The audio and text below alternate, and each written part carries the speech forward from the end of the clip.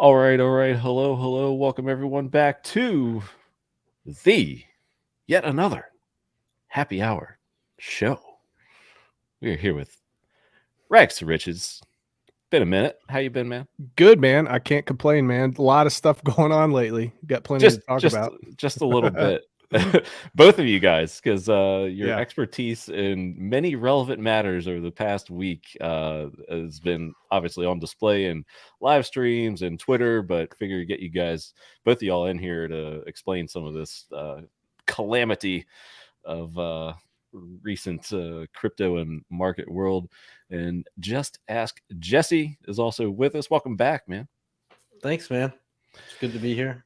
Good to have you. Good to have you. So got I guess about a 90-minute show for you today. Like Rag said, plenty of topics, and I mean, it was just I guess last Friday we went off the air here, and I think Jesse, you were in a Twitter space after I went off the air, so I started listening to that, and somebody brought up, oh, USDC, it's like 99.7 or something like that. And you were like, yeah, it usually bounces back to the peg or whatever, even if it's like 97 or whatever.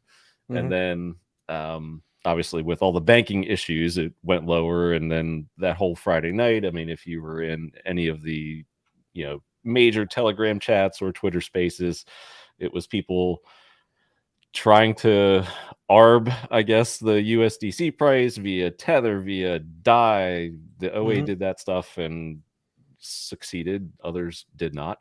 But yeah, that's it's just funny how that's how last week's show left off. So we're going to get into the stablecoin realm here in a little bit. But first, let's go in a little chronological order.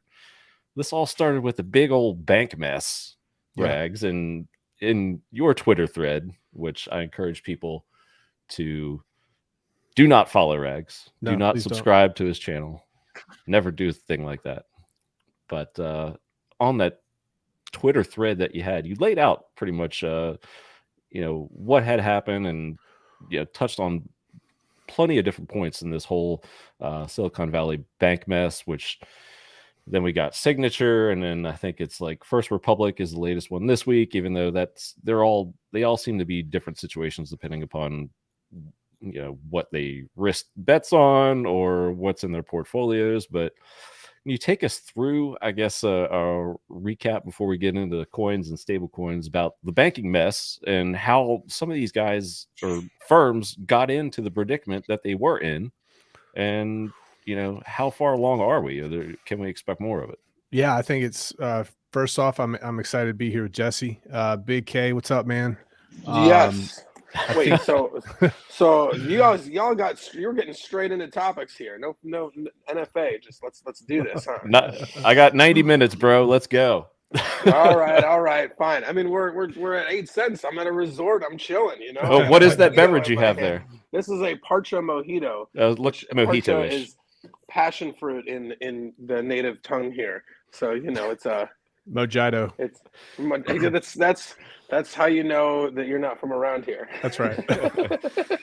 Hey, what's up, gentlemen? It's good to see you. What's up, buddy? Good before Rags gets too far into, what do you got there, Jesse? It's water, I promise. Okay, this is actually Pepsi Zero. Yeah, I'm being good. It's a big canteen. If that's anything but water, it's going to be a long night for you, sir. Well hydrated. Before Rags gets into it, hey chat, what is going on? And I know some of y'all might have some questions about this bank stuff, stable coins. I mean, we usually talk HEX, PulseChain, everything like that. But if you have questions for Rags, Jesse, and or Big K, like, hey, Big K, when highestofstakes.com, or just kidding. But I think something. We'll touch on it at the end there.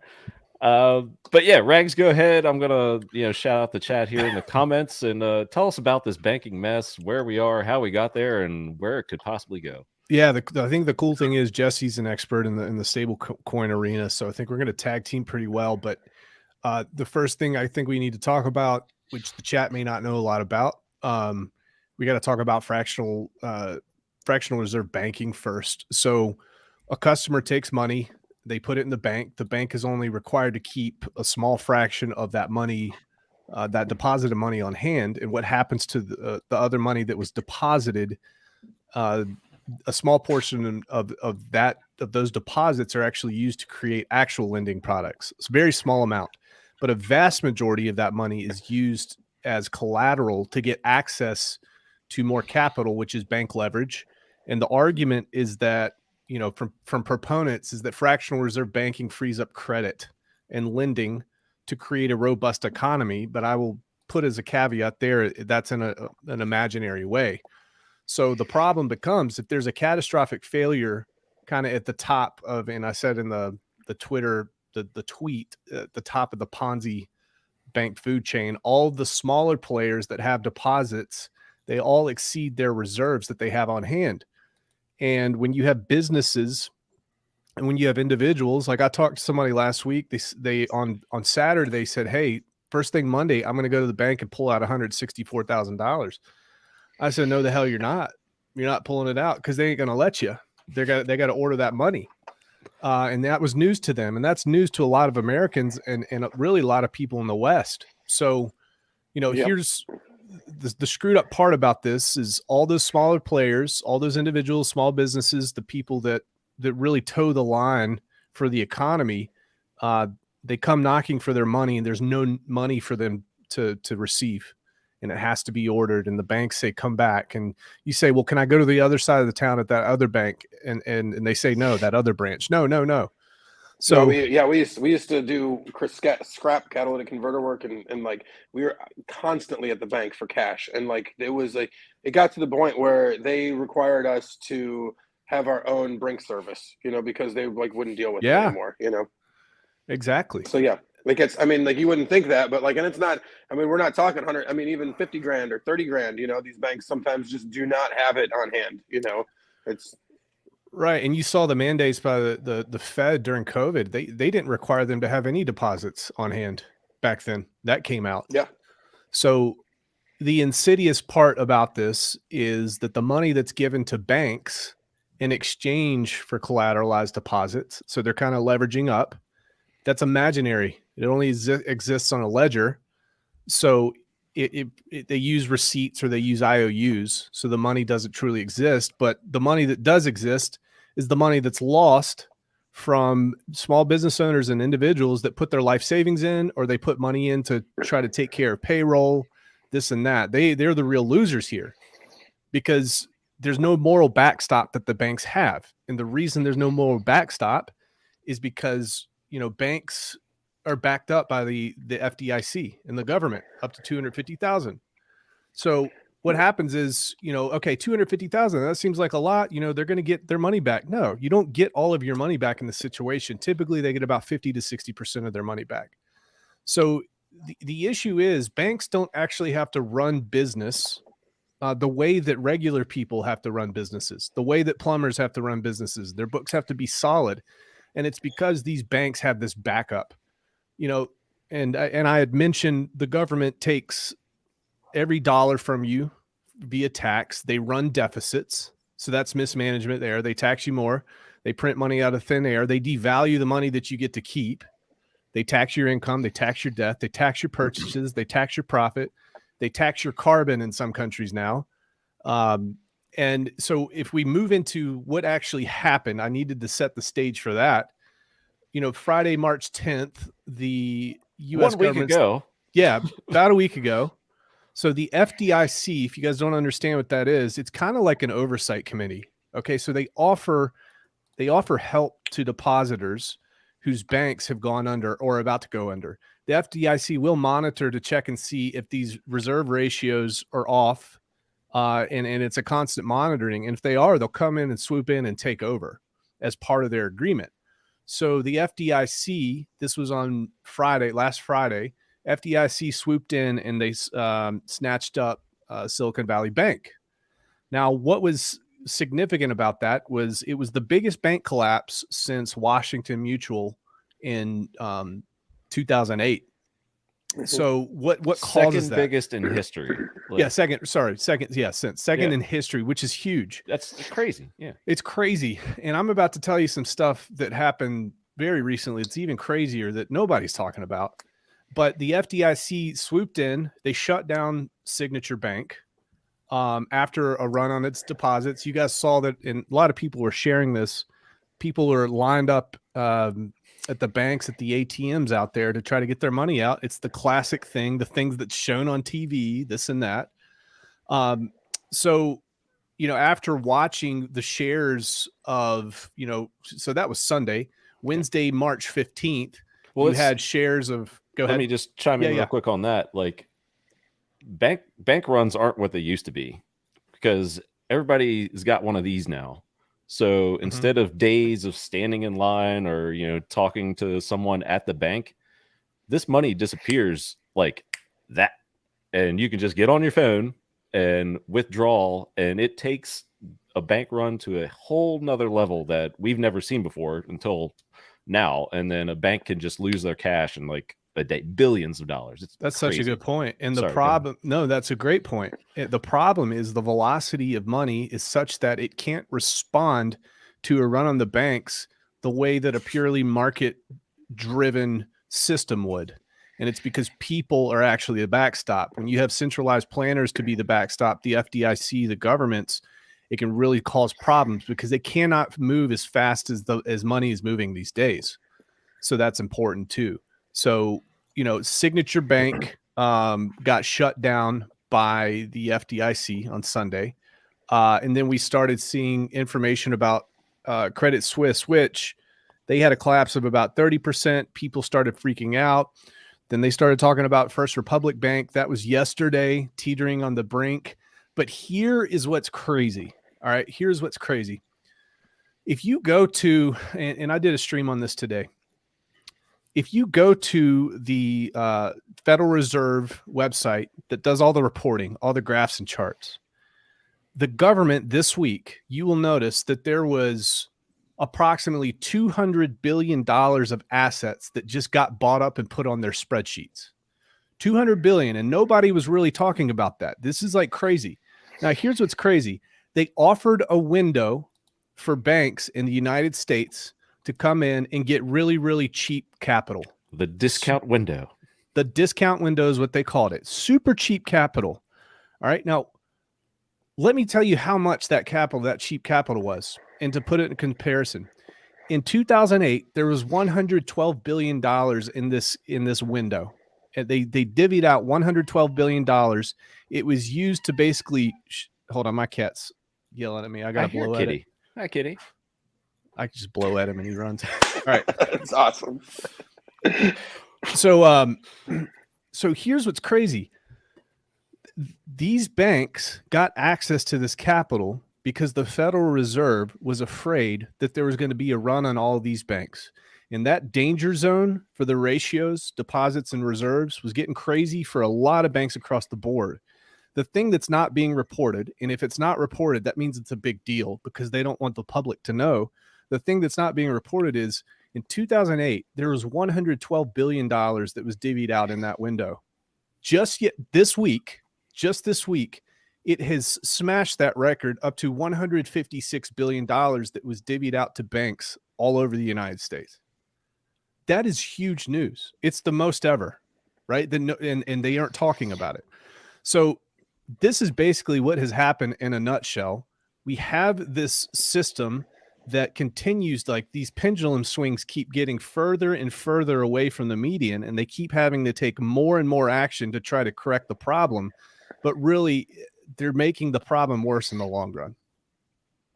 Well, I mean, it feels self-inflicted. I mean, it's a self-inflicted thing. They raise the interest. They've been raising rates till basically something breaks, And we've been talking about that on this show. Like, when will something break? Like just a couple months ago. Here we go. Yeah, exactly. And I mean, and then when you get to the nitty gritty of like what some of these banks have invested that capital in, it's government treasuries and shit that that lose value. So it's like, you're like, where'd the money go? Oh, well, I actually went back to the government. You're like, well, fuck.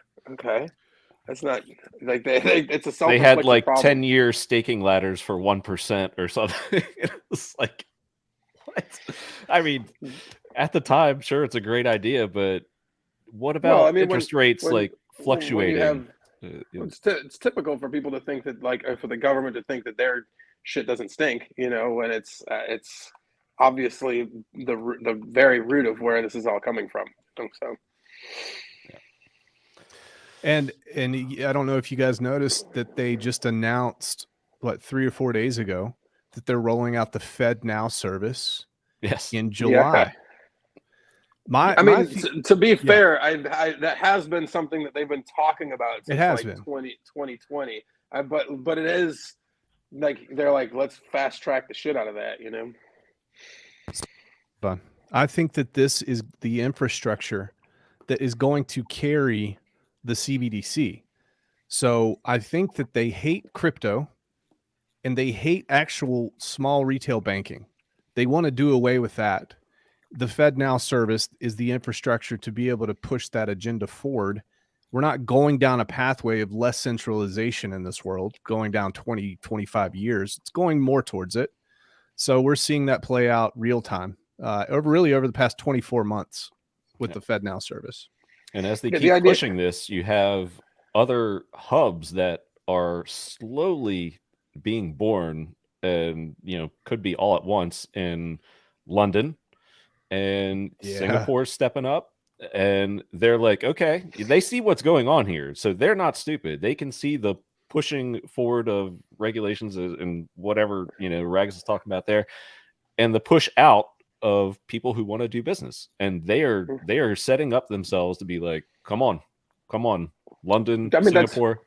Yeah, that's the thing that I say, like, this all seems super doom and gloomy, but like I always am like, in a market, the world is a free market kind of place. There are people that will like the idea that only CBDCs will be the thing in the future. Like there are people that will, there are, government entities around the world that are still going to fight that and are going to see that there is good reason to offer other services to people. I do believe that is still, who in their right mind wants to use a service that like every single transaction you do is tracked on a Fed spreadsheet like that?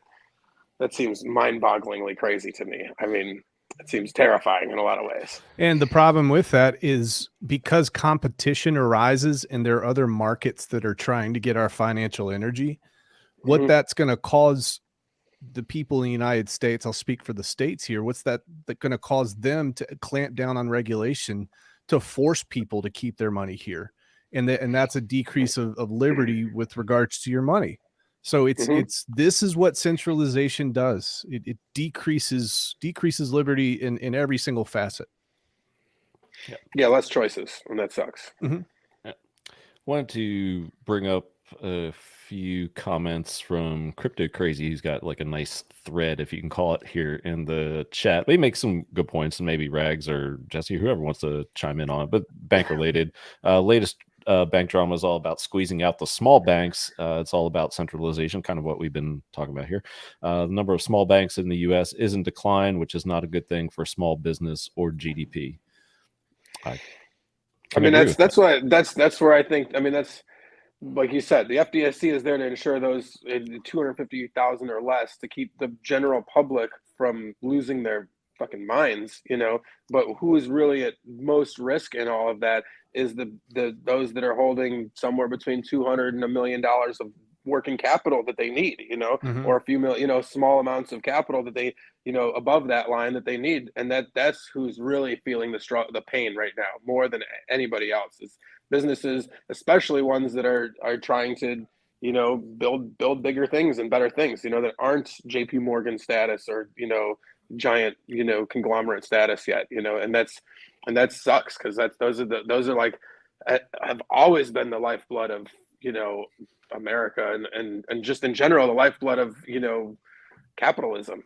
That's the ability for people to innovate and find a way in get their foot in the door is crucial, and having less access to that is like I said, it's a scary thing for me.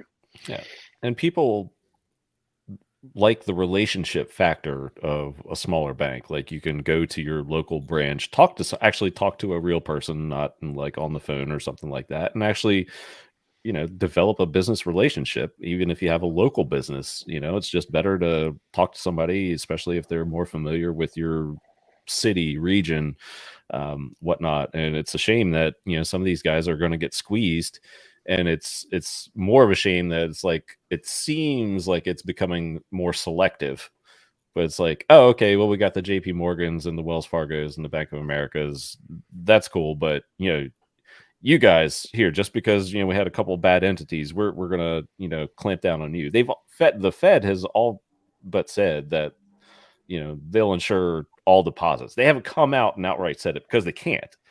But, you know, they've hinted at that. Even President Zombie, you know, said that the other day. There's a lot more people than people realize that use, you know, these smaller entities, you know, co-ops. Like, for instance, in Puerto Rico here, there's like 3 or 4 big banks, but every town has a co-op bank, and it's every town. And most of those, because they're under, I can't remember the name of it, but like it's the same thing as like a credit institution, credit unions. They are under a different government entity that secures your 250,000 from them. I think it's called NDIS or something like that. It's something slightly different. But those are, I mean, that's where most people, you know, around here use. You know, it's terrifying to see that be these people feeling the squeeze in that way. Yeah. Completely agree. Now, what's cool is, you know, what happened with how does this segue into Circle and stable coins, and I guess how all that happened. Well, I mean, that was I guess what started it all, I guess, because Circle was what they have 8% of their funds with SVB. So yeah, 3.3 billion. Yeah, $3.3 billion. Yeah, and so cash reserves. I think it was more than that. From when I was like paying attention to the Circle stuff, and they had more than that in there, but some of their wires out went through, and so they ended up with only 3.3 left in there. It was something like 7 billion total in those 2 banks that they had, and but actual exposure once the whatever drops, you know, was 3.3. You're right. Yeah. So Rags brought up, and I brought up at the, you know, before we started this discussion, it's just funny how quick a world can change in crypto or in an hour. So we went off the air last week and everything seemed pretty cool. And then USDC loses its peg overnight. And then everybody's watching a stable coin or not so stable coin over the weekend try to regain its peg. And by Sunday, you know, enough measures were in place where it did. But Jesse, I know you were kind of just rubbing your hands together watching all of this, I guess, and you've been involved with, you know, it's not a surprise to me. It was you've been saying it the whole time. Yeah, I've been saying it for as our thumbnail. Year and a half now. Yeah, just go to my tweets and type the word USDC and go back as far as you can, and you'll see where I say, look, this is going to happen, or this is imminent, and basically, the value of a stable coin staying at worth $1 is completely dependent on it being redeemable for either $1 because Circle has it for you, or for $1 worth of something, right? That's the only way. Now you'll see weird stable coins that are completely algorithmic, that when the prices fluctuate, they try and mint more, or they try and burn some and try and reduce and raise the supply, hoping that the markets will follow, you know, more, you know, the supply and demand philosophy. But those never work, right? And those are things like Luna. Frax was kind of following along with the Luna model until recently, when they realized, wow, this doesn't actually work. And they all voted to migrate to a completely over collateralized system, right? So look at something like Circle. It's supposed to be or USDC. It's supposed to be redeemable for $1. And when people sell more than they're buying on something like Uniswap or Curve, those ratios in those pools on chain, they still change. Okay, so if somebody dumps a bunch of USDC, the price comes down off of $1 on that particular DEX. So that's when you see USDC go to like 99 cents, and it just comes right back though. because there's an arbitrage opportunity. Because or you have reasonable belief that if you buy that cheap stablecoin, that discounted stablecoin, you could just send it to Coinbase, who's an issuer for Circle, and they'll go ahead and take that USDC and give you $1 for it. And the act of doing that, buying the discounted stablecoin, you're repegging it back to $1 when you do that, and now you profit because you send that to Coinbase and you get $1 for it. Now, what happened with SVB is it put fear in the markets where people thought to themselves, wow, USDC, at least at this moment in time, is $3.3 billion fractionally reserved. There's at least, like, when that happened, when all that news came out, there's at least 3 billion coins that could never be redeemed unless something happens to save SVB. And that was unclear at that time. What was going to happen? Was that money ever recoverable? Would Circle ever get that back? And nobody knew the answer to that. So that's when a bank run happens. That's when people go, let me sell mine, because if that doesn't work and it becomes a fractionally reserved stablecoin, I don't want to be the one left holding the bag. Now, 3 billion is not enough to kill USDC, right? What's the total supply of USDC? Well, it's way more than 3 billion, right? So it wasn't like completely gloom and doom. But even if SVB wasn't going to be bailed out, somebody would have to come along and make some sort of investment to Circle and say, hey, you know what? We'll spot you 3 billion. Give us a share of your company or something, right? Something had to be done for those USDC to become redeemable. And in the confusion of all that, places like Coinbase and Circle, they said, we're pausing redemptions. We're turning them off. You won't be able to sell your USDC this weekend. Come back Monday morning. So now you normally have bots and then people also, but normally bots who, when there's a discounted stable coin, they buy that thing and then they immediately redeem it. Well, redemptions are turned off. So when the price starts and everyone's already in a panic and selling, so there's nobody to buy it because there's no arbitrage opportunity. There's no place to go send it to redeem it. So who's going to buy the cheap stablecoin? Now, some people made a ton of money by buying the cheap stablecoin and just holding through the weekend. If you were sitting in something like LUSD, which is always redeemable, you could have swapped into USDC if you're a gambling sort of person. Okay. If you understood that, okay, this thing will probably recover, you could have swapped into USDC or into DAI, and you could have made a lot of money right over the weekend when that did recover. And then you're like, sweet, I have way more than I started with. And then you just swap back. Some people did that. You saw Richard take advantage of that with some of his coins.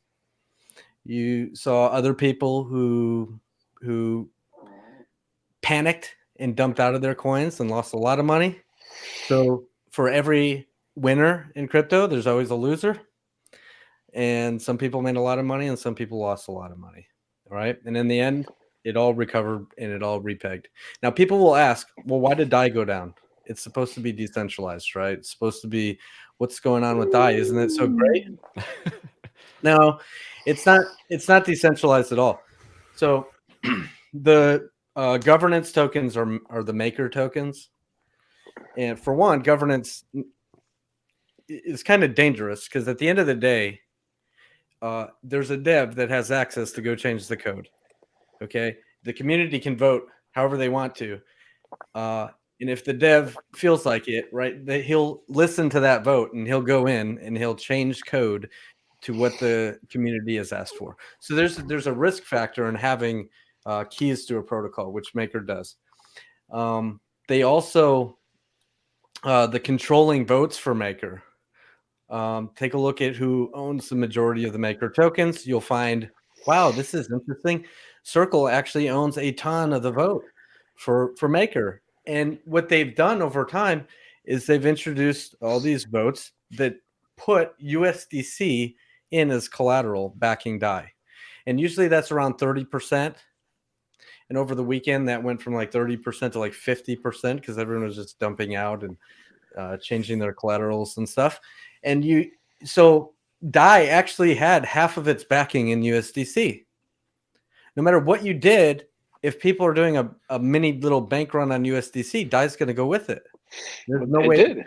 It almost went. I mean, USDC went down to like 88, but DAI went almost down to what cents? It was pretty close. I mean, I thought it was because of the 50% backing. I was like, all right, maybe it'll end up at 94, 95 cents. But like, I was pretty surprised at how close it came to USDC's peg. Yeah. But those two are very, paired together. Now, there's other things that pair stable coins together too. You might ask, well, why did LUSD go down? Well, imagine you've got a protocol called Curve. And that's where like I'd say 95% of all of the liquidity for stable coins get paired is on the Ethereum chain on a protocol called Curve. When you go to Curve, you'll see USDC paired to USDT, USDT paired to LUSD, LUSD paired to USDC. They're all paired together in these big giant pools. In fact, they have systems where they can pair 3 coins together. Okay. And these actually provide some stability to each of the stable coins, as long as there's not a bank run situation. If one of those stable coins starts having a bank run, the way the arbitrage opportunities happen, it's just going to drag all the rest of the stable coins down with it. All of them. Yep. Okay. Mm-hmm. But the reason why LUSD recovered so quick is because it's always directly redeemable. One click of a button for $1 worth of ETH. Okay. And there was a period of really high gas during all that fiasco where it was between like $200 and $300 to do a swap. So you saw the price kind of dip with the rest of them. It never dipped as hard. It never went down to 90 cents or anything. I think it went down to maybe 96 cents. Maybe it wicked to 94. But as soon as gas prices made it profitable, people started redeeming immediately. All right. They kept buying that LUSD, driving the price back up and clicking redeem, and repegging the price really quickly. It's all on chain. There's no counterparty. There's no banks that you have to worry about. You just know you can get $1 worth of ETH for it. And it's a really beautiful system. So that's why it recovered so quick. Now, I've been telling people this for probably like a year and a half, 2 years now, that these same scenarios could play out. So when all this played out, it was like, I don't even know what to say. It's like, well, I told you so. I mean, in those moments, you feel like Gene Wilder in Charlie and the Chocolate Factory when he's like, "No, stop, don't." You're just like, I've been telling. Oh my god, okay. Jesse. Yeah, what was interesting too was the exposing all of the protocols that had USDC hard coded in their system as always $1, regardless of what happens. So you had these trading protocols that were going through. USDC was hard coded at $1. And they lost a massive amount of financial energy during this drop because people were making trades because the protocol assumed USDC would be $1 always. People thought it couldn't fail. So I thought that was interesting to have that exposed as well. A lot of protocols got hurt. I think that there is like the most painful swap that I think we all saw that transaction of whoever like swapped 2 million USDC for 55 cents a tether. Oh yeah, that I feel, you know, your heart goes out to that idiot wherever they are. You know, you're like, God forbid, man, fuck. What was interesting, they're trying to make that guy whole. Yes, actually. They are. What was interesting, I found that very interesting. Yeah, that is super interesting. I mean, like that's I mean, I'm sorry to him Decentralized. for his. Yeah, I'm sorry to him for his That's dumbassery. interesting. But It's interesting that they're trying to make him whole because there's literally somebody on the other side of that trade. yeah, 100%. And that's where you're like, wow, okay, so then how fair is that? What the fuck? Yeah, I mean, It's I think it's the public. say, to bring it back to the tiny hex related bit of all this. If you thought you were going to play the game and do some arbitrage bullshit and swap your hex into USDC, you might have not done so well though. It's we had a great little move right there. So like, I mean, if you were planning on doing that or thought that was a good idea, you got ate up in that one. That's for sure. So I think with those situations too, that's you're not only competing financially, but you're also competing in terms of what your image looks like. And if we know anything about crypto Twitter, even if it's not the truth, it can be circulated very, very quick, and you have a decrease in consumer confidence or user confidence in your protocol. I'm assuming that's why they made the decision to try to make this guy right, even though it wasn't really their fault. Yeah, I mean, I can see that. Because like that is like, I mean, it's notable enough to where I mean, everybody out there who was paying attention saw that happen and was like, oh fuck, Yep. So like, yeah, I can Cringe. And a good opportunity to look really good by fixing it, even though it's not really aligned with decentralization. Like Jesse said, there was somebody on the other side of that damn trade. I mean, and that's the thing about decentralization is it can work in weird ways. There's that dude the hacker that took about that I can't remember exactly the hack was right off the top of my head, but he gave back a cat 100 ETH that was like complaining about he was a link marine and he screwed himself over along the way, and like, so I mean, decentralization works in weird ways like that too, but that version of it, them making him whole, it's not. That's very far from decentralization. So we've talked about the unstable part of the supposedly stable coins. Jesse, there are a solution or two coming with the launch of PulseChain and PulseX. How might these products, first of all, what are they, and how will they be superior to this charade of stable coins in quotes that we've witnessed over the past couple of weeks? Well, remember I said that the stability of a stablecoin is due to its redeemability, and that presents the arbitrage. So when the stablecoin moves around in price, there's always people who have written bots that immediately buy the cheaper stablecoin because there's an opportunity there. There's always going to be a redemption mechanism. So that really screws the copied over stablecoins. The copied, forked USDC, USDT, LUSD, DAI, all these things, they no longer become redeemable. So, I mean, people can speculate all they want on them. History has shown, like, well, if it's not worth $1 or something, if the collateral isn't there anymore, like, why would we use these? And I think you probably will see a run on the bank on all the copied over stable coins. Everyone dumping out of them as quick as they can into things like PulseX, I mean, HEX, whatever. Anybody that was paying attention at all for any part of the ETH POW launch will like know exactly what's going to happen. It's probably almost the exact same thing, right? Unless somebody else comes out there and says, "Hey, if you send me your tired huddled masses and send me all your stable coins and we'll give you some other shit coin for it," that otherwise, no, there's no way. Yeah. But there certainly is not going to be somebody who says, "Hey, send me your photocopied USDC and I'll give you $1 out of my bank account for it."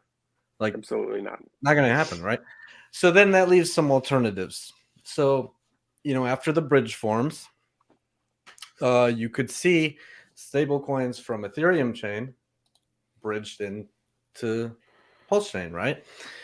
Well, if it's USDC, it still has the original counterparty risk, the banking issues that we just saw play out. There's still keys. They can still turn them off at any time.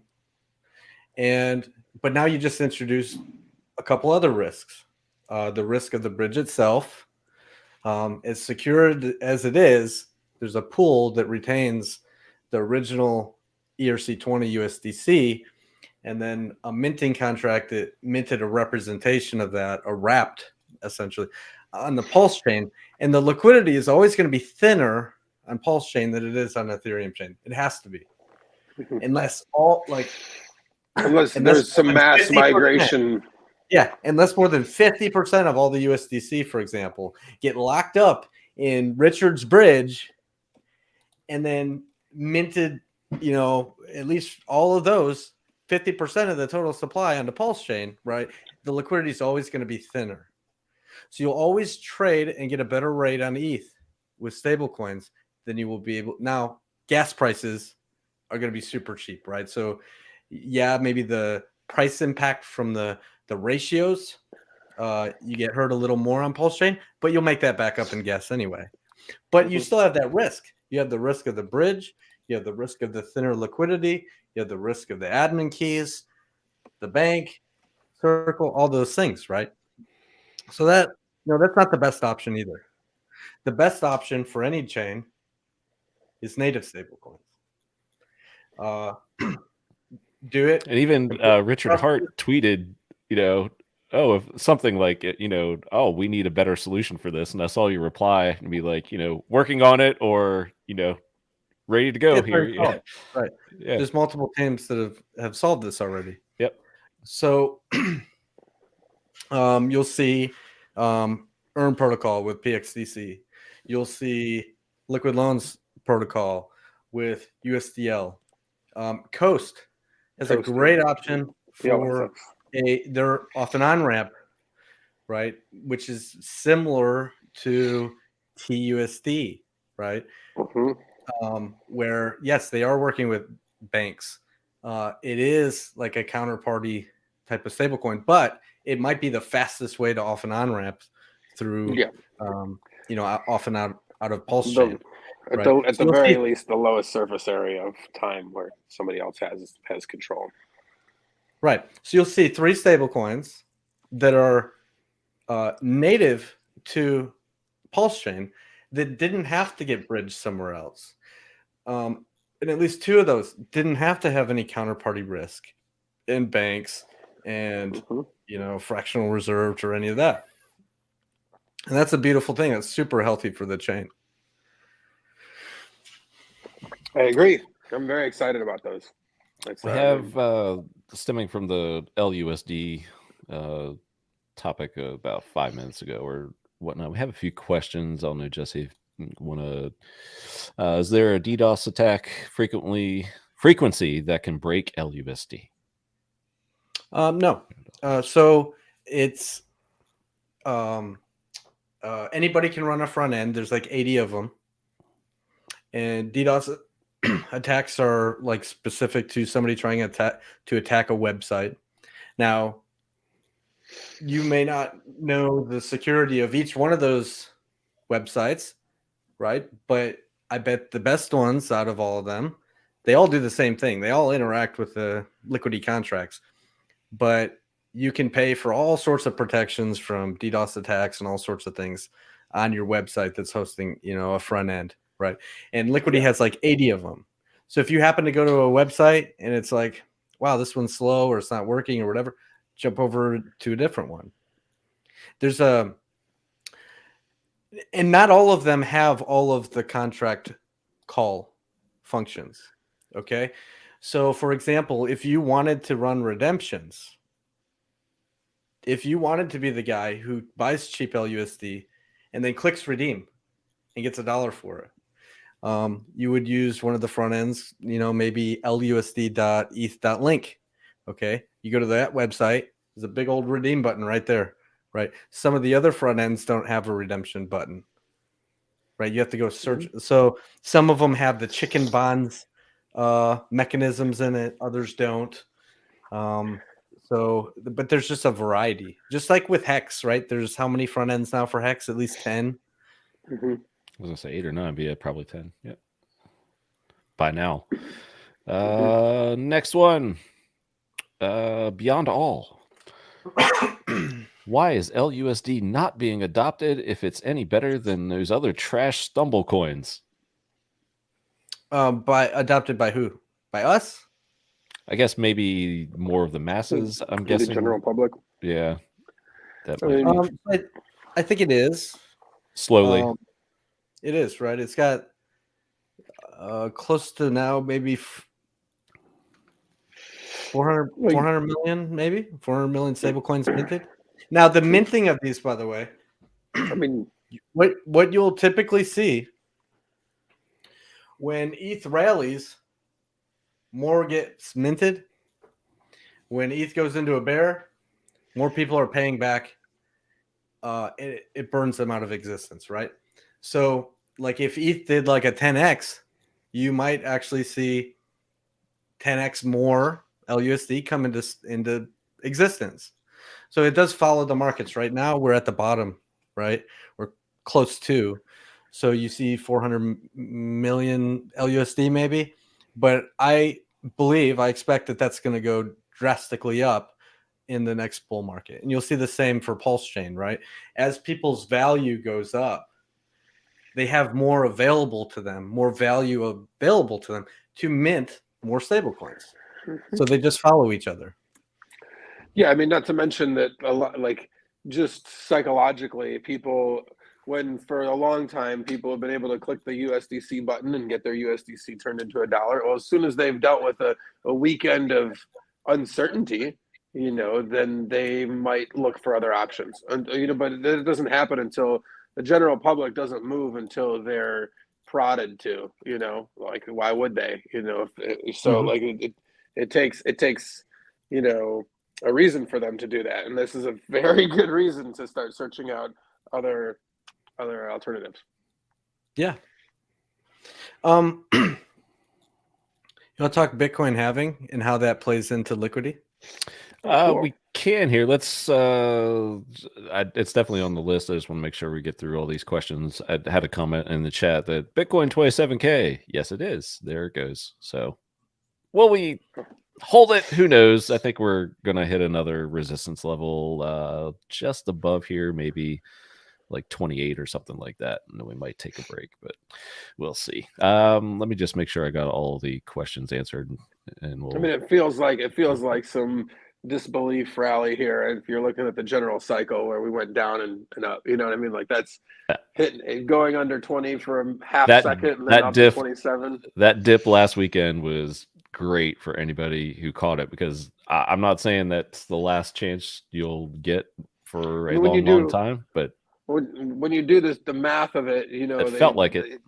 Usually there's like 5 days a year you want to actually be holding Bitcoin to really capture or whatever, to be capturing these insane gains. I mean, there's gains along the way, but like when you actually do the market of like, oh, where did it all come from? You're like, oh, it's only actually 5 or 7 days out of the year that they make these huge. I mean, when Bitcoin goes into a 15+% move in a day, that's some serious beast mode shit, So it's hard to argue with that, So like, to your point, I mean, you were talking about just holding it for a few days, up 35% since last weekend. Like there's your small set of days, for that one. I'm guessing there will be more if we're just getting started with this bull cycle. Dude, what's crazy about it though with Bitcoin is it's not institutions, it's not big wallets that are moving the price. It's all retail. You look at the outflows, you look at the people that are buying, the wallets greater than 1,000 Bitcoin continue to decrease through this entire time. So it just seems like there's some exit liquidity stuff happening here. So I'll be interested to see when that turns around, and when we do segue into what Jesse has to say here, probably has something to do with the halving, I'd imagine. Yeah, right before it, 6 months before it. We are definitely leaving time for that. FOMO-phobic, just a basic Pulse question. I like that username. FOMO-phobic. Yeah. I just heard that the ETH I have at the fork will be converted into PLS. Is this true? If so, can I just buy $1,000 worth of ETH and it will give me the Pulse on the other side? I mean, yeah, but that Pulse isn't going to be worth $1,000. Yeah, that'll be so. It's 1-to-1. Yeah. So you'll get less than one single Pulse, which might be worth far less than a penny. diluted quite a bit. Yeah, I mean, you'd be better if you're actually trying to acquire value on the other chain like that. Like, just buy some HEX because that's probably going to have a much higher value on the new chain, and do your swap then. Would do some very dangerous ratio trading. Yeah, because I mean, at this point, you'd be converting your $1,000 to maybe a fraction of a penny or something like that. If you're trying to go that route, and like Big K said, optimally, HEX is the popular. Yeah, I mean, and you go go check the sacrifice addresses, and there are still silly fools that are putting money into it, but like, I don't think that's the optimum play. It's 1,000,000 to 1, right? The dilution amount. Yeah, 1,000,000 to 1. Yeah. Pulse Beast LUSD always seems to dip the least and recover the fastest out of the other stables on ETH. It's impressive to say the least. That is it. Let's see. Pablo Guy. Let's see. Maddie.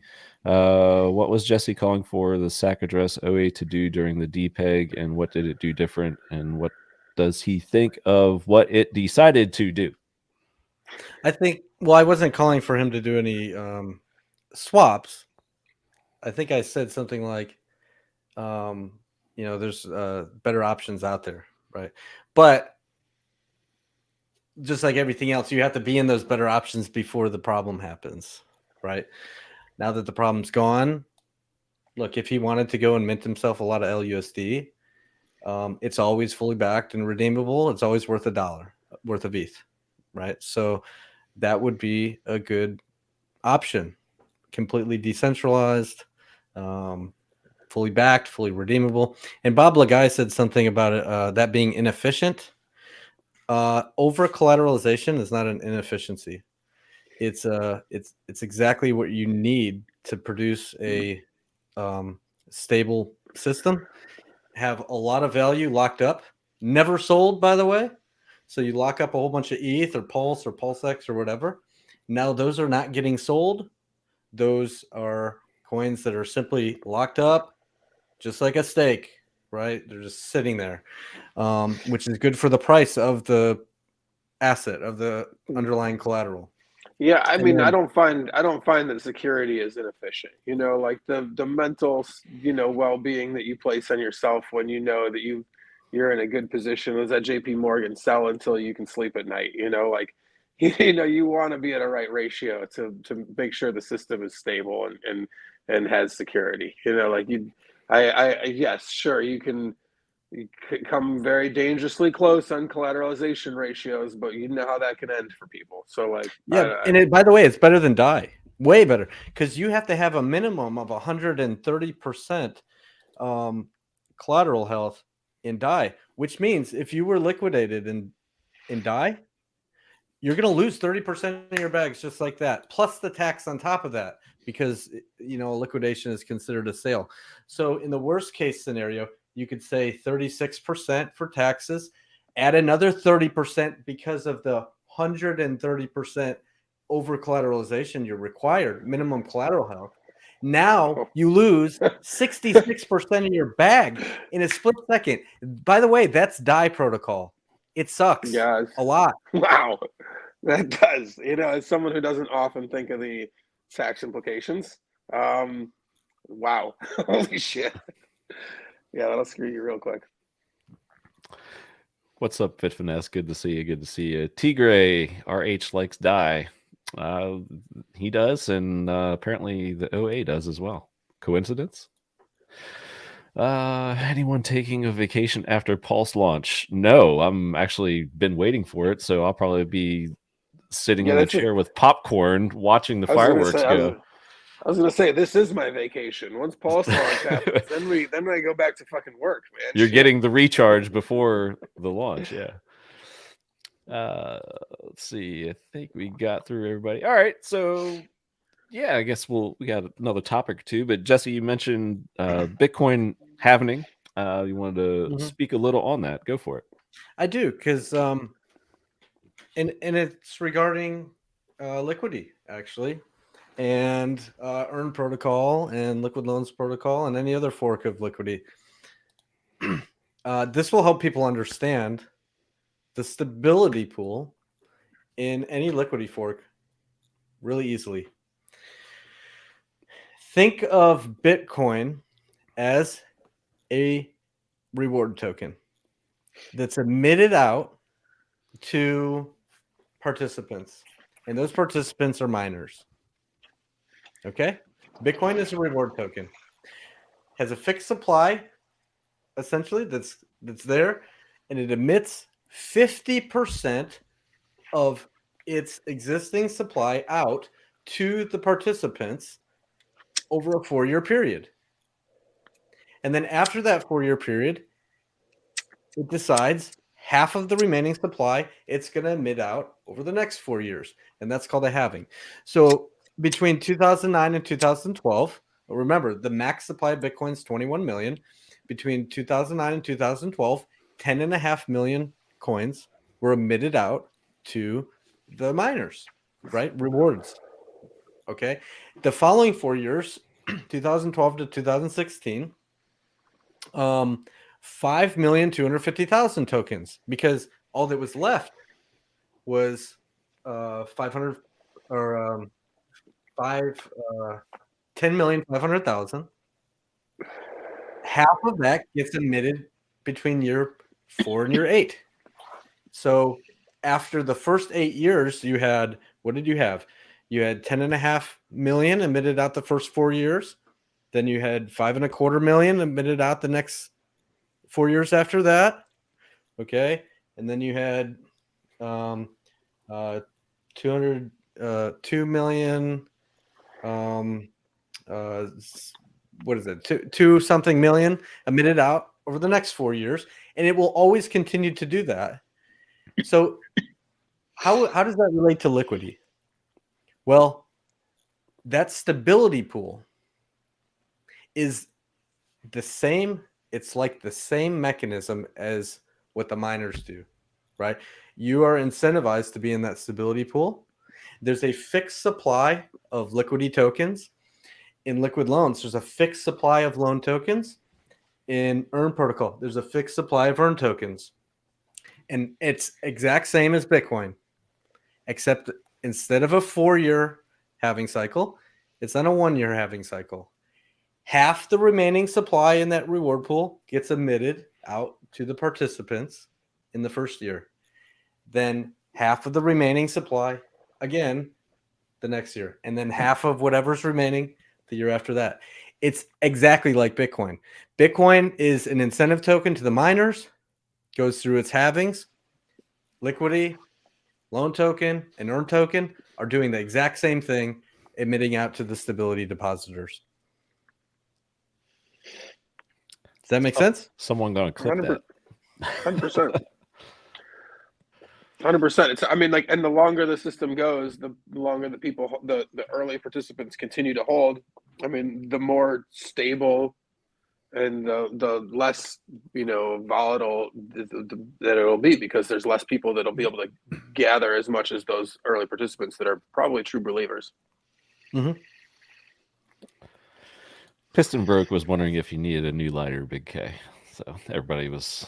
No, it's a bit windy here. It's a bit windy. It's like a beachfront thing. The wind is like, we can't really hear it, because I got the audio mute thing on, but like, it's a little windy. So I'm good here. I'm good. The lighter worked. Actually, that was my only issue, was finding a lighter, and I got it. So we're good here. Thank you for caring so much. We have a lot of caring people in the chat, so This is actually so I'm actually on a Lenten kick of not smoking weed. So this is actually a CBD only joint. So there's not actually getting super ripped right now in front of y'all. I'm just enjoying the vibe, So what kind of vibe is it if you're not THCing yourself? I mean, it still tastes like weed. It just tastes like, in high school when you get weed that wasn't like really good weed, That's when you get the worst weed, I take it, right? Yeah. That's like some mediocre. Hey, I know a guy. Yeah, exactly. That's basically what this is. it cures the oral fixation that I enjoy from actually enjoying a puff, and it does relax you, but like there's no actual stoning effects. So catch me after Easter, and we'll do a steak and bake. There you go. Haven't seen one of those in a while. Oh, there's some new little tricks we have up our sleeves too. So I'm excited for the next one we do. Well, we hit all topics on this show. What about this one, Big K, for you? Weed nowadays is way too strong. I mean, I agree with that, but I also like it. You know, like I go high powered shit. So like, I mean, I'm every couple of years there's some new shit out, and some kids are First there was waxes, then there's rosins now, and there's diamonds and sauces, and they've got the terpenes all distilled. It's incredible. It's incredible how far we've come. I'm fucking blown away by it all. So like, yes, for the general public, just take a puff and relax. You know, it doesn't take too much, you know. But for us that, you know, quest for the highest plane that we can find, like you can find it. It's out there. Yeah. Hey, you want to hear something wild about PulseX? Yes, I do. Yes, bring us back. You can run a script on graph.v2b.testnet.pulsechain.com. Okay, there's a big long script, and you can query the pairs for PulseX, and it is paired to thousands and thousands of tokens. PulseX token. Really? It has more pairs than PLS itself. Isn't that interesting? Now, why might that be? Why might that be?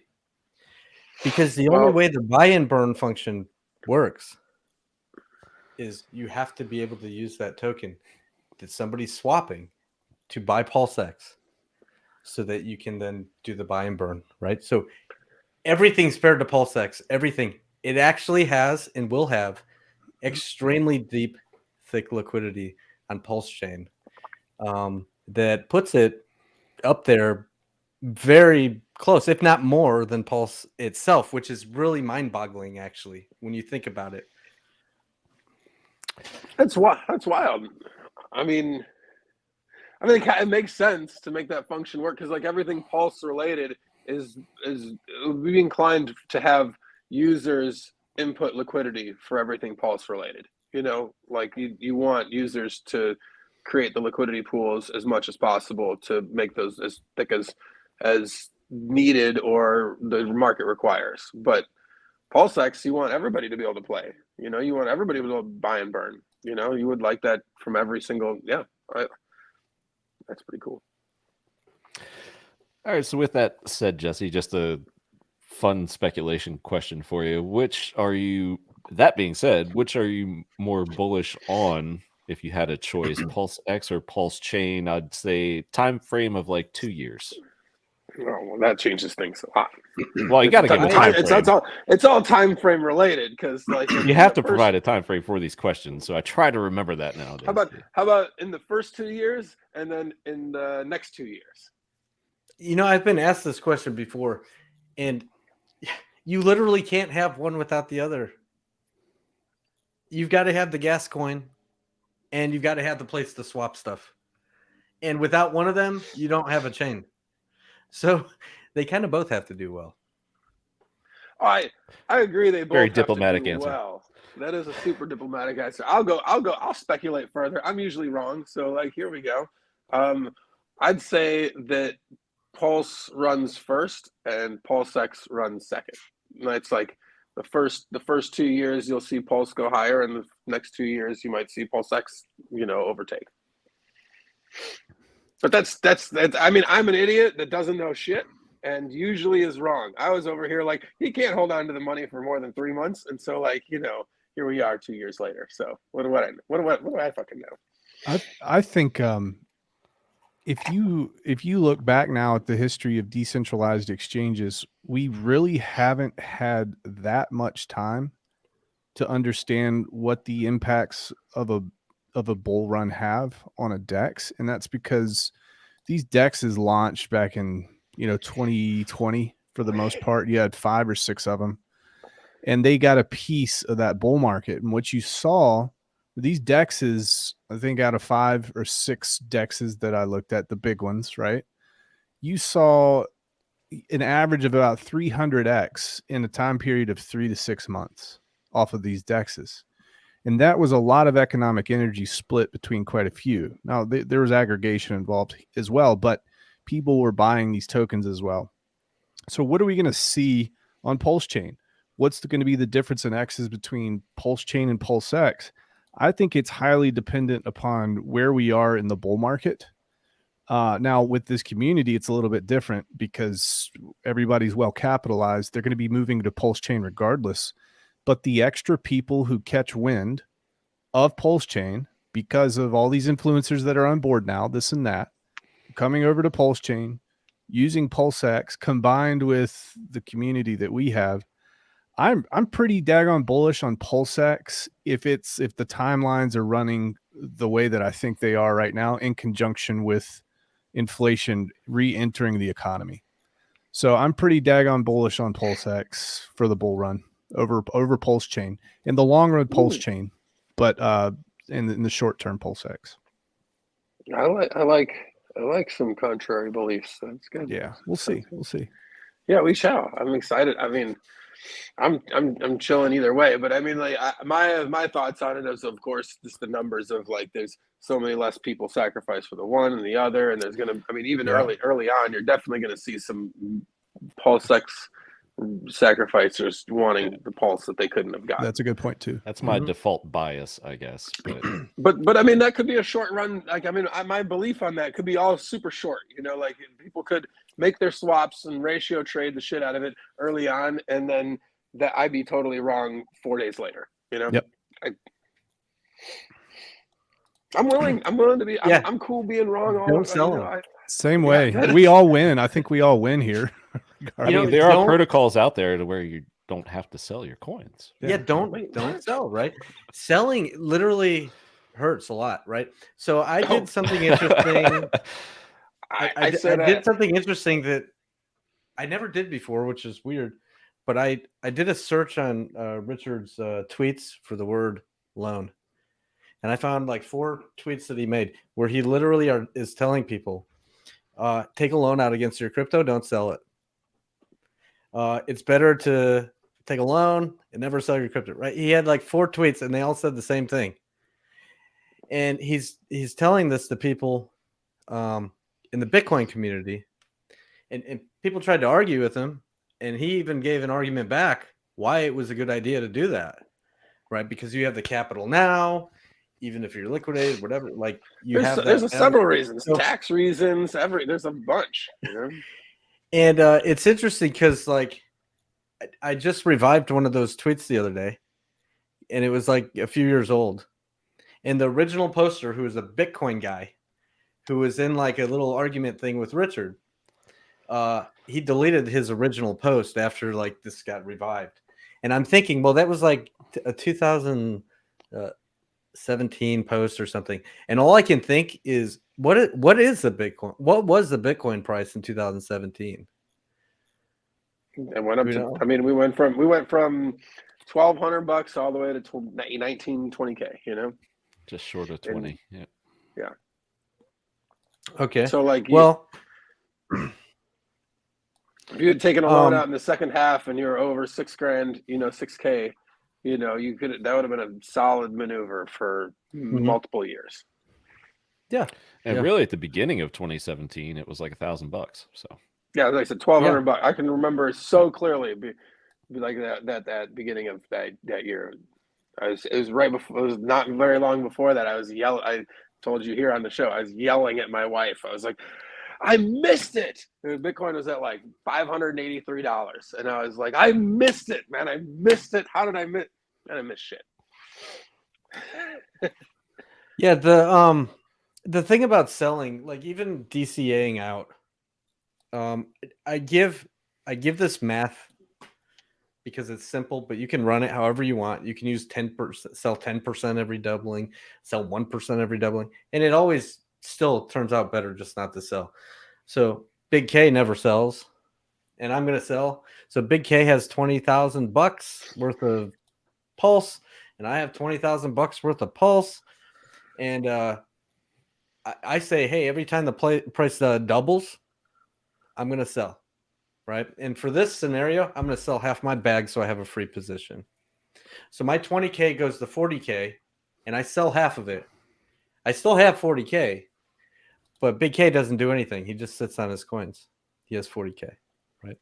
And every time the price doubles, I'm going to do the same thing, okay? I'm going to say, oh, sweet. The price doubled. I need to sell half my bag, right? Because now I can have, take half my profits out. I'm going to DCA out. And if I did that through 10 doublings, which sounds ridiculous, but HEX did like 13 or 15 doublings or something, right?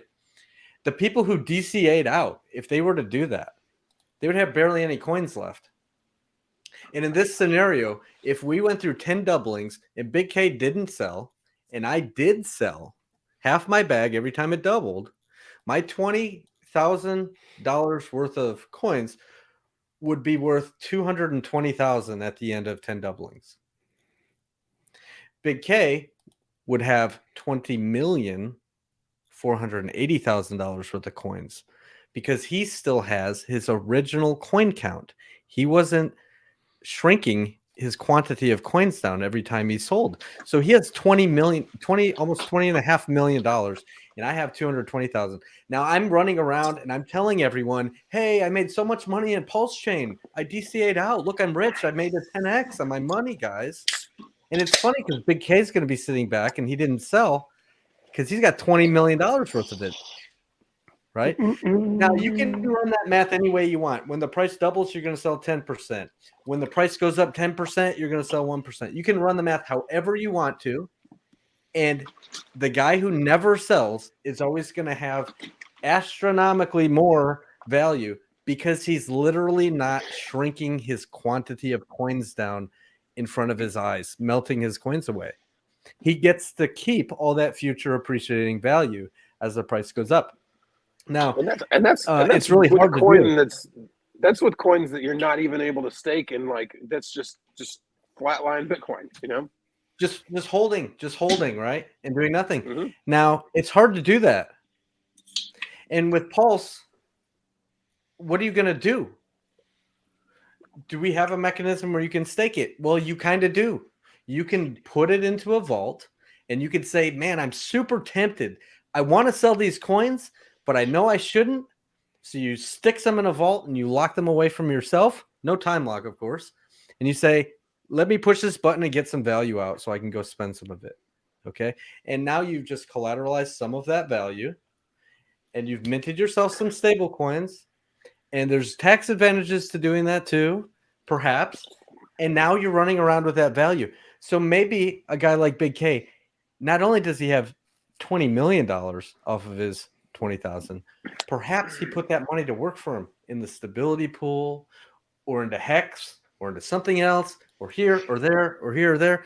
And he's actually got like 30, 40, $50 million off of his original $20,000, right? Mm-hmm. Don't sell your best performing assets.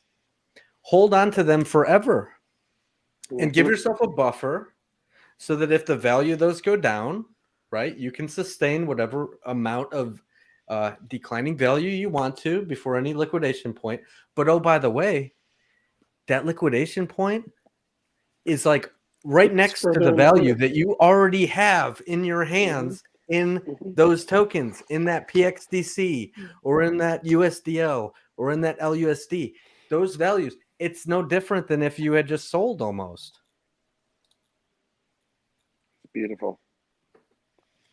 I mean, that's been a game of the wealthy for a long time. Like that is like the wealthy out there do not have to sell the assets that made them wealthy, or their family, whatever.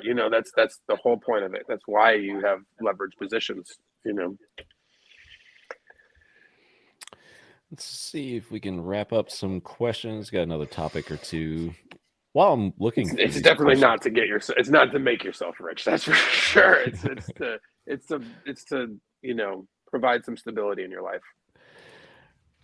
While I'm looking for these questions, Rags, man, how about that Texan token? that's had some pretty nice performance lately. I mean, we got a down candle now, but I mean, Yeah. still, it's way up from what it was. Any insight as to what that could be? The movement picking up. Yeah. So the really interesting thing about that price action was that when you look on chain and you're looking at the buys, these were really big buys for I would say probably a period of, what is that, a daily chart there? It is a daily. Yeah. So it's been steadily growing to the upside. When you look at who is actually buying, the interesting thing here is the people that are purchasing this are mostly outside of our ecosystem. I thought that was pretty interesting. The other thing was interesting was Hex was pumping extremely hard at the same time that Texan was pumping. And in that, with that said, it didn't seem like to me that a bunch of financial energy was moving over from Hex into Texan because they were moving hard simultaneously. I found that interesting as well. I like that. Yeah. And the other thing, we did a stream from the Texas State Capitol, Crypto Heartbeat did, and we're sitting down with one of the members out there, and he just starts going off. One guy, he's 84 years old. He just started learning crypto. His name's Sam Kemp. And he just starts going off about, he says, oh yeah, I onboarded Tom and he staked out. And then I onboarded Susie. And oh yeah, Susie has 3 kids. They got onboarded. And he just kept going and going and going and going. And this was exactly what we expected to happen in that organization. Once a price chart is established, you were going to see people start spreading the word, because these folks have never been in crypto. They're spending 20 years of their life to get a 10x, and they just did, a 6x or a 7x in a period of, 60 days or less. So they start talking about it, and we're starting to see that network effect. Now, I think that you saw the massive pump because we started showing up on some of these websites, Dex Screener, CoinGecko, the hottest movers of the day. So you're seeing all these people ape in, try to get a quick, 20 to 50% and then sell out. So I think that's kind of what we're seeing right now, but it's very interesting to watch. And it's very cool to observe and understand what's going on. Thank you for that question. As we're wrapping these up here, I guess for Jesse, how will Liquidity transition to Pulse from ETH value on a fork? Will it be live immediately? Are there admin keys? There's no admin keys. The copied over forked Liquidity. Oh, you're talking about Liquidity, I imagine, like the Liquidity protocol. I think so. Yeah. The typical. So that protocol dies on PulseChain. Okay. So there's 2 native forks of that launching fresh. One version for Pulse's collateral, that's liquid loans. One version using PulseX as collateral. And that's called the Earn protocol from Power City. So the original dies, right? It's as simple as that. The original dies. The original will die for all stablecoins that copy over. Yep. It's got to be redeemable. There you go. What else? Hello, Sandy Beach. Good to see you. Good to see you. Piston Broke 5555. Bitcoin over 27.2. Who is surprised by this? Is this the 11K? Is the 11K in play still in play? LOL. I don't think so, but we're seeing a lot more PulseChain updates. So perhaps if the bottom was a long ways to go, maybe we wouldn't be getting all these updates, or they're happening for another reason. Well, I mean, if you wanted to play with the math on that, if we're at 27K right now, you'd be over a 50% pullback for you to get, and over a 60% pullback for us to get down to 11K. Which, like, if this is it's a good bull bear market. It's one of those Richard, like metrics. If we're in a true bull market, then like when we see pullbacks, you won't see more than a 40-50% pullback. Anything that gets further than 60%, and you're like, this feels like more downside. Whereas it's becoming less and less likely every moment. Briz, is this the bull trap before the banks collapse and bring us back to 11K? I mean, if that happened, that would be something that could get us there. And, I'm not going to say it can't happen. I mean, we've seen stranger things, and who knows what some of these other banks have on their balance sheets. I mean, if the banks collapse, though, then it's super bullish because we just saw, you can't, you're stuck with your. It's weird, isn't it? Because sometimes there's problems with banks and crypto goes along with it. But in this latest stablecoin fiasco, there's problems with the banks and all crypto pumped. Well, so you look at Wyckoff theory, and they talk about the composite man, which is just basically all the institutions out there that work together to move things one way or the other. I think that this past run showed us that the institutions don't give a damn about crypto and Bitcoin because they crashed it. And they're not going to give a damn about Bitcoin until they have the market 90% cornered, which it's getting close. Now, why is that? They need stability in order to build business products on top of. So I don't see these big players moving in right now. I don't know if it has any ass to this move or it's going to keep going. And I don't really see it really ripping until they push most retail out. That's why I'm so skeptical of these moves, because I think they want to push everybody out. 2017, 70 or 80% retail compared to 2021, 22, it flipped to 80% institutional, 20% retail. That I don't think that's an accident. So we'll see. And inflation, when the inflation turns back on, then things rip regardless, I think. True. Gentlemen, I may have to leave y'all. There's an epic World Baseball Classic game going on tonight in about not even 20 minutes. Puerto Rico's playing Mexico, and I am not going to miss that. And so I've got a date with my lovely wife and a baseball game. So we're going to try and get both of those in. But this has been so much fun. I have enjoyed this thoroughly. I don't mean I don't mean to be a downer, Big K, but condolences, RIP to Edwin Diaz.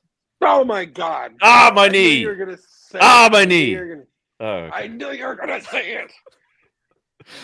I know that hurt. And what really hurt was my buddy who drafted him days before in fantasy as his top closer. So. Well, just the way that happened. Hats go off to your friend. That's on bummer. A celebration. That's how it happens, man. That's how it happens. It's so painful. Well, I still have faith. I still am over here keeping the faith, and there's hundreds of folks downstairs that I'm about to go keep the faith with here. So that sounds like a fun time. I appreciate everybody else. I appreciate you, gentlemen. Thank you, Jesse, for your insights. Thank you, Rags. I really be good, buddy. Before you go, Big K, I do have some good news for you. Yeah, HEX is at 9 cents. Nice. Yeah, sick. Feels the great. deck screener chart is a little delayed, but it is at 9. So yeah. I'm gonna go have a fancy beverage and celebrate. There you go. I appreciate the time, gentlemen, and on all the knowledge. Please stop by again. Be good, buddy. Do it. Have a good one. Later, y'all. Yeah, we're close to wrapping here. Anyway, good to have Big K as always. I think we're pretty good. Just a shout out to HEX Sailing there. Thank you. This is more of a speculation question from Jack XY. How much will HEX dump after Pulse launch? I mean, that is the $64,000 question, is it not? So there are two schools of thought, I think. One is just going to flat out dump, and then the others it's going to hold some very nice value. And I don't know. Yeah, imagine, any takes on that? Imagine as long as there's liquidity pools, right? As long as the LP guys, whoever that is, the OA or whoever else is providing liquidity, there's still some sweet yield to be had by staking, right? So if everybody abandons ship from ETH chain and you're the only guy left and you've got a ridiculous APY because you're just earning all that inflation, that 3.69 is all of the entire supply, by the way, is all going straight to you. Well, that's a pretty good day. So there's no way that it's going to die. HEX would be your Watsa NFT. You're just collecting all the yield. It's got to be valuable. It's going to be valuable on both chains. I don't see Richard or whoever's in charge of that process letting that slip by. And there's going to be a lot of people that are ending, you have to be serviced on the ETH side too. So it's not going away. I don't think that HEX is really going to dump that much, quite frankly, because of the bridge, because of the liquidity, and because of the want and need for it, because of the bots that would arbitrage it out, both sides. Mm-hmm. And then the other part is people want something stable. Now, correct me if I'm wrong, Jesse, but LUSD is not, or liquid loans, that's not going to be up and running until volatility decreases. Am I correct in saying that? 30 to 60 days. Sure. So initially, what are people going to want to put their stuff in that they feel that confident it's going to have stability? It's probably going to be something like HEX. So it would be interesting to see, but I really don't think it's going to dump or crash like some people are saying. I've heard some people say that. We'll see though. Yeah. I think it's a matter of just dilution. Yeah. If people are leaving the staking pools, the yield goes up. Mm-hmm. And once people have abandoned ship and they've gone over to PulseChain and they look over their shoulder, right, and they see that the APY over there is like now 150%, used to be 36% or whatever, right? Mm-hmm. They're like, oh crap, I made the wrong choice, and they dive right back over to ETH chain again. Yeah, rubber banding, or it's cheap, just no staking or anything like that. You just have cheap HEX. There's still a ton of people over there. It's going to get, I don't think it's going to be cheap at all. We were talking about earlier, play beforehand. Somebody was talking about buying ETH. I mean, that's probably the worst thing you could do, but buying HEX could be the safest thing you could do if you're looking for, some copied value. So. Yeah. Did you have a bot question? Yeah, I did. We're good on that. Yeah, we were ready to close, but we can cover that real quick. Well, I just wanted to make sure you talked to us about it. Yeah, no, just I'll look for the tweet, but yeah, just MEV bots and people getting just percentages out of their trades taken away by being sandwiched. You have a take on that. I mean, I know you can set your settings for tolerance and Uniswap or whatever protocol that you're using to swap, but some people are just getting eaten alive, and you see the worst case trades on social media and stuff like that. But if you're not paying attention, I mean, you could lose a chunk of your gains. Yeah, it's been a really big problem for us in our small little community, because you got so many people that don't understand crypto, and probably most people in chat don't understand how MEV or what MEV is in the first place. So one of the things that I've been using is garden metaphors lately. So if you imagine a garden, you've got a ton of different types of plants, and each one of those plants kind of represent a DeFi protocol. Each plant will produce a different type of fruit, and there's different ways to go and harvest those plants. So MEVs are kind of like the gardeners in the gardening the plants. So what they do, they know exactly how to navigate the garden and how to extract value, and they move in quickly and they'll buy valuable plants. They'll take it to the other garden and they'll sell it. So what MEV does is when you go and prior to the transaction confirming, if you have a transaction with high slippage or you have just a high value transaction, it goes into something called a mempool, and it goes there until it's verified on the blockchain. So what they'll do, they'll say, okay, it looks like we got two stable coins, maybe one stable coin or same stable coin, different places. One stable coin is trading for less than $1 over here. One stable coin is trading for more than $1 over here. You're trying to do a swap. What they'll do is they'll come in, they can do it a couple different ways.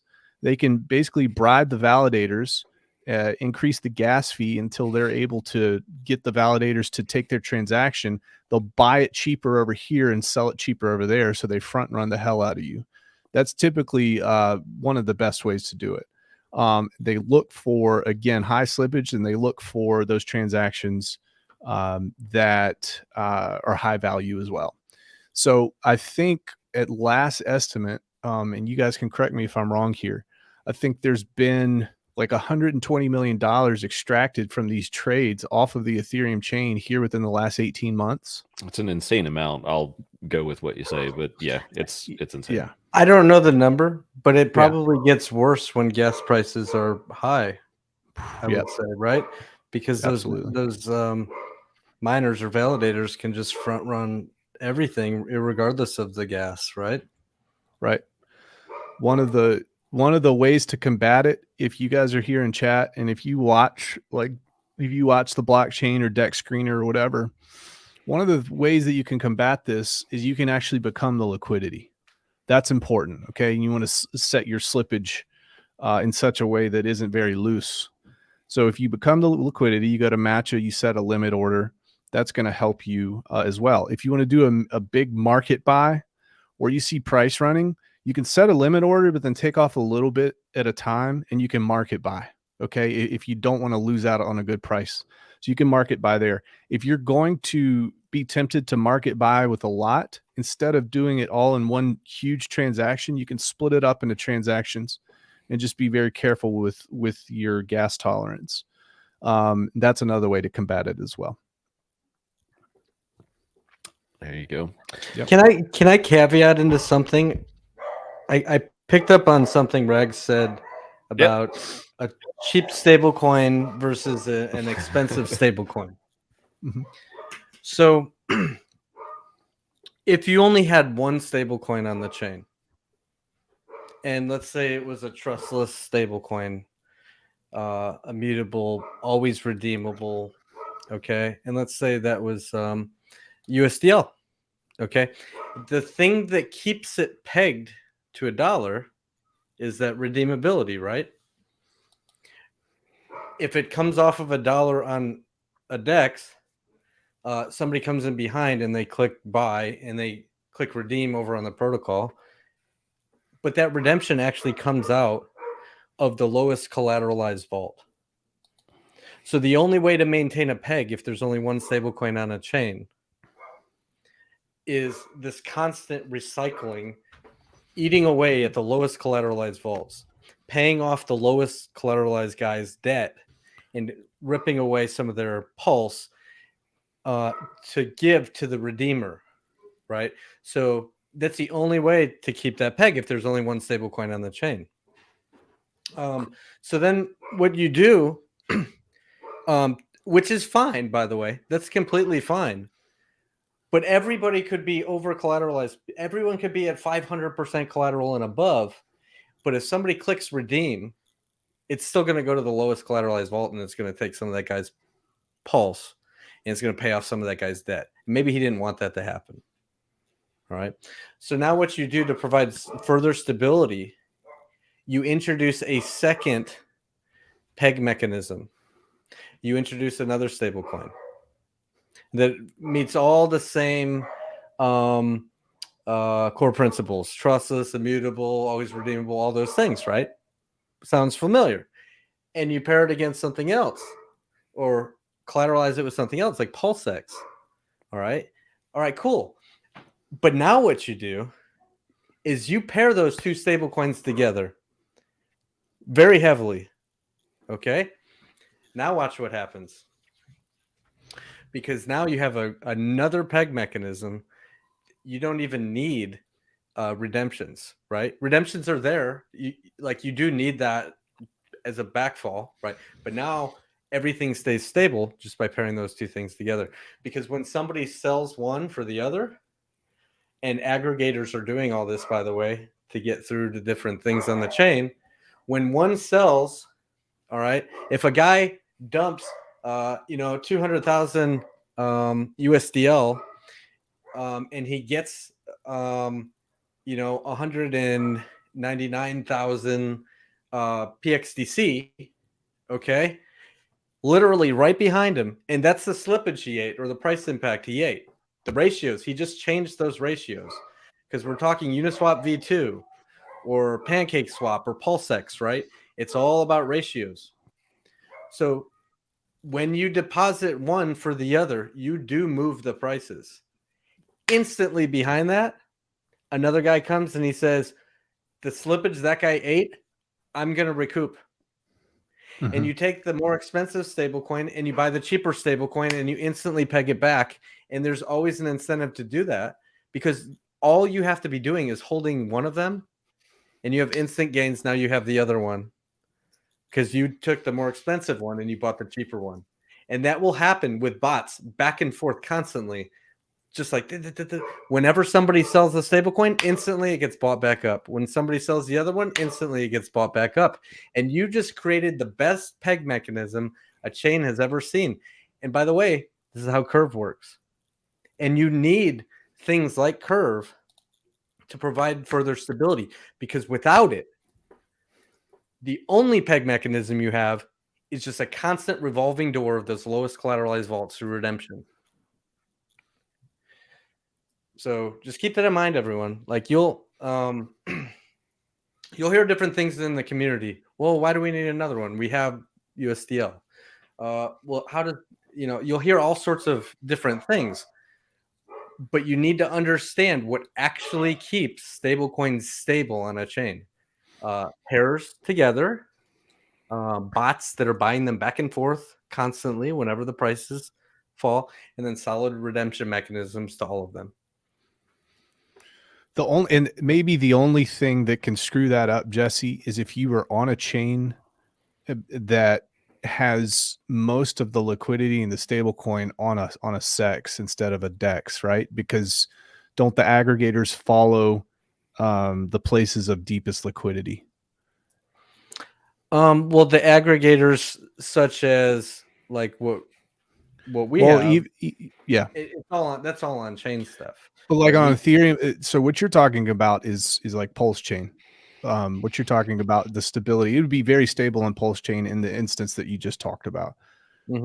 Whereas Ethereum, it may not. Well, actually, it would because you have volume on Uniswap that far outpaces volume on Coinbase, for example. So I guess it wouldn't matter there either. Scratch that. Right. Well, there's interesting stuff that happens. So we just did a stream with Hotbit the other day. Okay, talking about HEX, which they carry, by the way. Did you know that the HEX USDT pool, which is, I don't know, $200,000 or $300,000, did you know that that's most of that is owned by Hotbit? Did they market buy? Well, they've had it for a long time. So MEX, right? I was curious about that. You bring that up. And Cabana, you got to go, don't you, man? MEXE is getting there. So All I right, have no go idea. ahead and hang around for a couple more. Go. Okay, so they had it for a long time. So they purchased it in the past. Is that what you're saying? Yeah. So Hotbit has had HEX for quite some time. Yeah. And they're the primary owners of the liquidity on Uniswap of HEX paired to USDT. Cool. And then they also, through their closed little exchange system, allow, they have people that are making order books and buying and selling USDT to HEX and HEX to USDT. But they also own it all on Uniswap. Yeah, I see what you're saying. Man, they got that. So it's locked. not all fake. Right now, right. You never really know what an exchange is doing, but they're allowing all that trading on their thing. And I think they're trying to, I think a lot of that is just mirrored on the back end on Uniswap. Did they tell you guys that? Katie found it. She did some digging. Okay. I was like, there's no way they're letting that go. Because now I'm curious. I'm really trying to figure that out. It's not a problem I've ever come across, which is where do these guys get the liquidity if Richard says he's not going to give it to somebody, obviously? Where do they get it? Do they market buy it? If so, how do they hide the fact that they market bought it? Like things like this, or who knows? Maybe they start the buying process months and months and months in advance. I don't know. There are some exchanges that like if you go to them and you sign a deal or whatever, they ask for a bunch of coins. Right. Exactly. Yeah. But then there's other exchanges that just accumulate on the download themselves and list. MEXC on the announcement, the public announcement, they mentioned the word opening it up for deposits. So maybe they have some type of mechanism there where you can be the liquidity. I'd imagine that's part of it. So yeah, okay. So imagine that first they open up a way for you to deposit, and you're just giving your coins up into their wallets is what you're doing. Yeah. And then they allow you to trade that value, and they just they have the coins now. Yeah, they have the coin. They might even move them to the dexes too, and you're just because you're just depositing it. You're just giving it straight to their wallet address. Is all you're doing. Correct. Right. Correct. So now you can literally trade it, and they can mirror those trades over onto Uniswap. Yep. And give you the thing that you were trading for. That's what I was thinking, but I'm not 100% sure. Katie the Sleuth, as Hex Machine was saying. But yeah, she's loved the spaces. You too, Jesse, with all you guys do on there. I can't catch all the content that's out there, but I certainly do try when I can. And yeah, I think that is about it for this week. I'm looking at the topic list, and I think we hit everything we want to do. I forgot to bother Big K about highest of stakes before he left, but that's a weekly thing around here. So we will close it out this week. Before I do, your kind words are not lost. So Tigray, thanks for all you've done facilitating conversation and education. You're the MVP QB of Hexico. LOL. I'm just on a team of all-stars, my friend. This community is filled with them everywhere. Twitter spaces, YouTube streams. There's something out there for everybody. So I'm happy that you like this show. Pulse Jesus, awesome live. Once again, we have such an awesome community. Bingo. Appreciate you guys up there taking the time to do this. Happy St. Paddy's Day, everybody. Cheers. I am on keto for one more day. Forgive my timing, so beer won't do. We got the other questions. Yes, we do. Yep, Hex Sailing, got you there. So yeah, and it's just creeping on up. We might see a dime before Sunday. We'll see. Rags to Riches, as we always do each week. Where can we find you? Yeah, rags2richessquad.com has all my links. You can check us out at texan.cc as well. Which had a excellent pump, and just a nice little healthy retrace possibly going on now for all those onboards of the guy that you talk about to get back in at lower prices, perhaps. So it's really cool to see it working out in real time. It's really neat. Yeah. Just ask Jesse, where might we be able to find you? Well, and all the things that you are in. Yep. At Power City IO. Telegram or Twitter, powercity.io. On the web, on the web, sacrificenow.io.